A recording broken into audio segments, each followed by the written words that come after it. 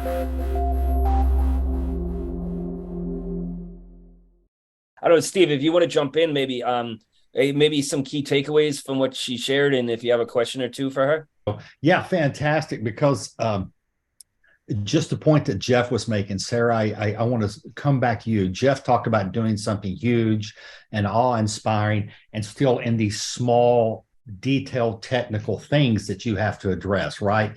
And I live my life kind of that small, detailed, technical side. In other words, NASA has all this technology and all this unbelievable stuff happening. We're talking about being in awe, Jeff, just being in awe of what they're capable of doing. At the same time, I spend my life thinking about what it would be, the dynamics of four people in that small space for long periods of time. And there's all this theory around, communication theory on what happens. I mean, you're like a lab. So you get this lab for how things can go south. Let's get four really highly successful, incredible people. Let's shove them in a really small space for 45 days and see how they do. So before I make any comments, I love to say, do you guys ever look at just a team dynamics? I know you do some testing. Tell me a little bit about what that's like to have highly competitive type A people in this small space. Could you talk about that for a second? So first, you're right in the sense that everyone we select is very accomplished. These are individuals that are, every time I meet a new crew, I'm just constantly impressed by, they blow me out of the water of, I could never do that in my life, But we also select individuals specifically for these kinds of team interaction resilience factors. And that's how NASA selects our own astronauts, our kind of real astronauts, as well as our analog astronauts. Is we're looking for what's called expeditionary skills, a set of skills of how people get along well, how to live together in a small confined space without getting on each other's nerves, or if you do get on each other's nerves, because it will happen, there's no way around it, of repairing that relationship, of kind of getting past those bumps in the road. Right. So we do look specifically for, just like we select our real astronauts, we select our analog astronauts in the same way, kind of looking for some of the same skills. But we also provide them. We also do some research where we're looking to challenge some of those relationships. Right. To kind of some really good problem solving, that kind of stuff. Yeah, there's some really good work by Salvador Minuchin, who is a psychologist who did a lot of work on group interaction and hierarchy. And, Minuchin talks a lot about it. In any group of any size, there has to be almost really clear hierarchy / decision-making process. And that if left to them, sometimes you can figure that out on your own, but that becomes the constant model. It's stressful. Do you guys kind of address hierarchy decision-making patterns in that, or is that left to them to figure out? In some ways it's left to them, but we give them a little bit of structure for it. So each individual, the four people does have a specific mission role. So there is a commander, there is a mission specialist 1, a mission specialist 2, and a flight engineer that we assign them those roles. The commander tends to have a bit more responsibility in that sense of kind of leading the crew and kind of being that kind of guide. But we do train them on certain things of how to communicate with mission control, like what are the standard communication patterns over the radio, some structures around that kind of thing. But for the most part, because we're also testing that independence piece, that autonomy piece, we also we don't want to give them too much structure, because we want to see what works for everybody. If one crew tends to have a really good interaction or style of interaction, that's really good information for us to learn from that. So we don't want to give them too much structure and tell them how to do it. I think it's fascinating, because I think you talk about a conflict communication lab. This is it. I mean, one of the things you want to do, I think, is to stress them and see how they do. And some of the research we do, some of the research we do might be interventions like that to build team resilience. So kind of pre-mission, some kind of training in conflict resolution, or that kind of thing, to then compare to a cohort of missions that have not gotten that training or gotten a different type of training. That may be kind of some of the resilience research that we do. I wonder, Sarah, sorry, Steve, just to jump in Oh, real quick. sure. I'm thinking, has anybody, and I don't know how else to word it, but have you ever had participants fail? Like Yeah.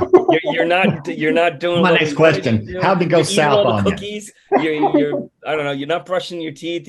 I don't know, or you're just a jerk. And how do you handle that? I mean, there's certainly things like that happen. We're very careful in that we select individuals that have kind of the baseline level of kind of group living skills, so that it's a risk for us, because if we don't select well or kind of at a baseline level, and if something really goes south, we have to end the mission early.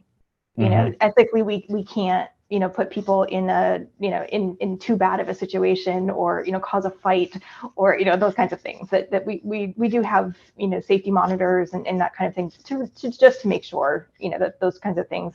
Luckily, we've never had that. We've never had a knockout fight. We've never had, those kinds of things. There's always conflicts. There's always people who are, hum to themselves and tap their pens and are irritating, and, those kinds of things. But that's real life.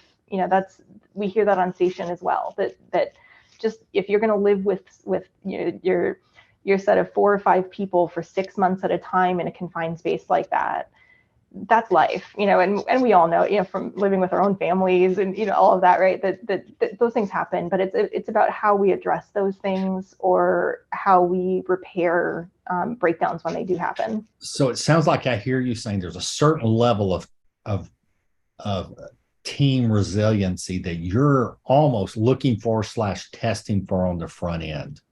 That ability, stealing Jeff's term, resilience, this ability to do well and light up, right? That's kind of one of the things you're looking for. Now, this is a really one of those, in medical terms, almost HIPAA. You only could tell me something HIPAA doesn't cover. But if it's going to go south with a team, relationally as a team, what in your experience has been the kind of thing that does that? So you got really pretty competent people, but it can all go south at some point. What are the types of team that will drive it that way? Is it competency stuff? Is it relational stuff? You see what I'm saying? What is driving the difficulty when it arises on your teams? It tends to be pretty varied, but it tends to be more different styles of communication, okay. Or different personality clashes, that just, very, very dominant personalities, or personalities that, that we talk about leadership as well as followership skills, that both are equally important to NASA. Right. So if you're skewed one, way too much on the leadership side and not enough on the followership side, or vice versa, that could become a point of contention, with other folks, that everybody is equally accomplished, maybe in just different areas, different skill sets, but everyone is equally as accomplished, equally impressive, but if you go in with the mindset of me rather than us, right, that can sometimes, cause frictions. NASA's approach to this is the first line of defense is selection. That we build resilience within a team by selecting individuals that already naturally have some of those, personality skills or team cohabitation skills, experience in, isolated environments, military environments, things where you have to work together as a team. And then from there, building up, further skills from there, kind of formal training, or, formal experience with smaller crews, that kind of thing. So it really does start with the selection process of just kind of a baseline, good group living skills. But there's other things that we can do on top of that as well to help facilitate, privacy, that when you have that, that person that's just kind of on your nerves that day, and you just need to be, I need to go off and do my own thing for a minute. That becomes a habitat design issue. That having, the ability to talk to somebody about that, or to problem solve, using a structured system, or, something like that, are the things that NASA is really interested in, especially as we start looking out, to the moon and beyond, like Mars and that kind of thing. Great. Yeah, I don't want to take all of Jeff's time. I have one more kind of go comment. for it. Yeah, go for it, Steve. So I hear you saying pretty clearly that the way you develop these teams, because I'm really fascinated by how you're going to take 4 people, 6 people, 8 people, put them in a capsule, do a 2-year mission outside of the nasty food. I'm sorry, that's going to be a problem. No, the is that number one, there's selection process. And I'm sure it's really intensive where you can come up with this. You guys have decades of experience that. Second, pretty clear communication structures and models on the front end. Here's how we manage these things, right? And then I think it's really fascinating that I know from the previous lectures, the rotating leadership and all that's part of it. But I think the key is people having the ability to engage, having the personality and the ability to articulate what they're struggling with the team in a positive way, right? And taking the negative and casting it in a way that team members can use that to move forward, and that's what I've heard. I don't take any more time, but I think that's what fascinates me is, along with all this technical expertise, you've got to figure out how to move that forward. And I'm not going to say anything else, but it'd be fascinating to know if you ever introduce crisis into your team when they're in those moments, to see how they manage it. So anyway, those are all just the observations I'm bringing forward. Thanks, Jeff. Yeah, absolutely, Steve. And Sarah, I guess if you could answer just as yes and no in the interest of time, because somebody asked that same question, Steve, in the chat box about do you introduce crisis scenarios to see how they'll handle it while they're there? We do. We have planned and unplanned, events that, because we want to see, we in the NASA, terminology, we have nominal and off nominal, that's our phrasing for it. But, crews have to both problem solve the nominal stuff, just how do we, follow this procedure and make sure that we're doing it well. Mm-hmm. But we also, when a situation arises, an off-nominal situation arises, an alarm goes off, a system stops working, there's a leak of some kind somewhere, those kinds of things, right? That we also want to see how our analog crews respond to those types of challenges as well. So just like a real space mission, we do, have a kind of catalog in the back of our heads of some of these off-nominal situations that we do plan out. Depending, it really does depend on the scenario, the campaign scenario. So if the scenario is focused on any one particular area, we might choose something that goes along that theme, or that kind of thing.